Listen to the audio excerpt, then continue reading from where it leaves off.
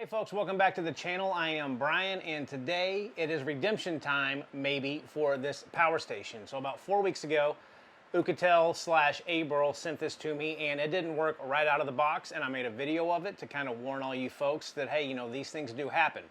Obviously, they saw that video. I sent it back to them. They sent me a new unit, and out of the box, it worked. It did charge. I can cut it on, and it actually shows proper runtime to empty. All the gauges are correct on this unit. However, let me show you a couple of the tests that I ran off of this unit, and then you can decide if you think this is worth the money and something that you want to spend your hard-earned cash on. So, short, sweet, and to the point.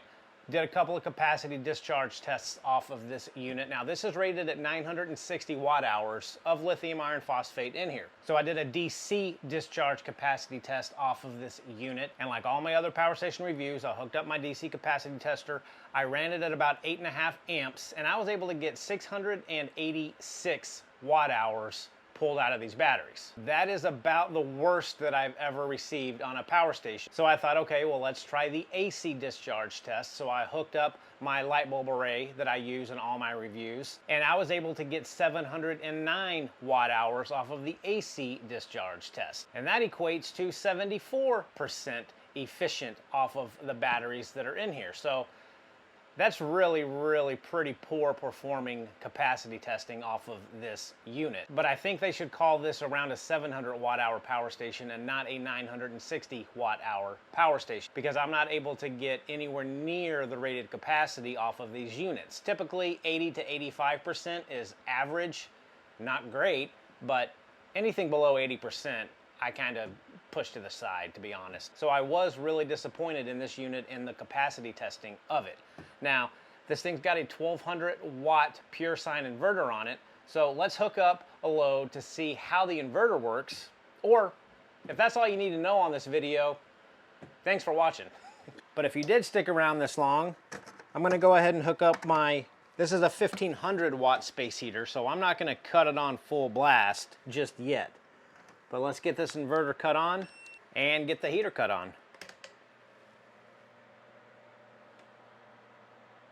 800 watts, 900 watts, 1000 watts, 1150, 1200 watts, 1220 watts. I'm gonna let this thing run for just a little bit. We have kind of settled down full blast on this heater at around 1100 watts. So let's hook up this little light bulb array. I got 3 incandescent bulbs here. These are 60 watt bulbs a piece. And see if this is gonna trip it. Okay. That's pushing us to a little over 1200 watts. And this is one of my favorite heaters for my truck camper because it only pulls about 250 watts. But let's get this thing hooked up. See what happens. Okay, we're on.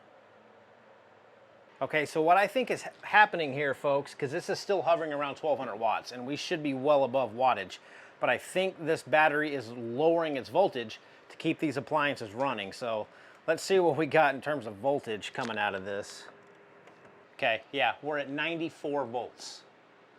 So it is drastically reducing the voltage just to keep these appliances running. Now, out of curiosity, let's check the sine wave on it. Now, I would never want to run any type of appliance at 94 volts, but just for the sake of experimentation, let's see what we got for a sine wave.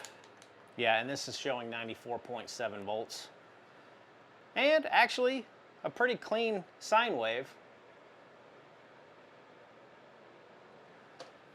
I'm gonna go ahead and call this review done because honestly, I don't think anyone's gonna buy this, and I wouldn't recommend this to anyone. And I was trying to give this power station a fair shake, you know, give it a second chance, because I could have got a lemon the first time, but this power station right now is being sold by Oukitel for $999. That's over $1 a watt hour, and there is nothing in me that says that this power station is actually worth that amount of money. Now, there might be sales on it. If they put this down to 400 bucks, maybe, sure, but not for $1,000. There is just absolutely no way. Oukitel does make some really good power stations. I've got 2 or 3 of them that I actually like and I think are a pretty good buy. This guy right here, I think is a flop from them, and I think you should stay far and away from this unit.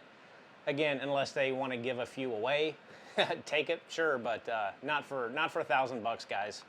No way. But yeah, so redemption did not really happen on this power station. Oukitel tried, and I cannot recommend this power station to really anyone. So there you go, folks. Hopefully we'll get a better one next time. Stay tuned.